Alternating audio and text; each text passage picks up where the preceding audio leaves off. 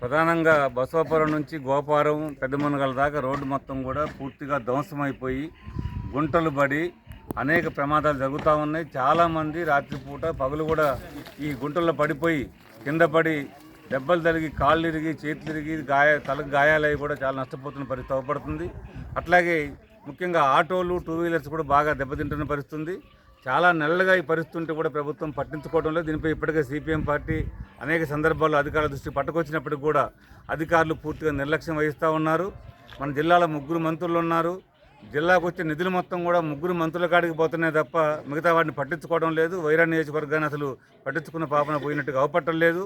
ఈ రోడ్డు ఇన్ని నెలల నుంచి జనం ఇబ్బంది పడుతున్నా కూడా ప్రభుత్వం పట్టించుకోవట్లేదు. పైగా గ్రీన్ఫీల్డ్ హైవే కోసం కాంట్రాక్టర్లు ఈ రోడ్డు గుండా విపరీతంగా లోడ్ వేసుకొని అదనపు లోడ్ తోటి వాళ్ళ ప్రయాణం చేయడం వల్ల రోడ్డు మొత్తం ధ్వంసం అయిపోయినాయి.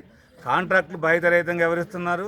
కాంట్రాక్ట్తో రోడ్డు వేయించే ప్రయత్నం ప్రభుత్వం చూడలేదు. ఆర్ఎండ్బి అధికారులు పూర్తిగా నిద్రమత్తులో ఉన్నారు.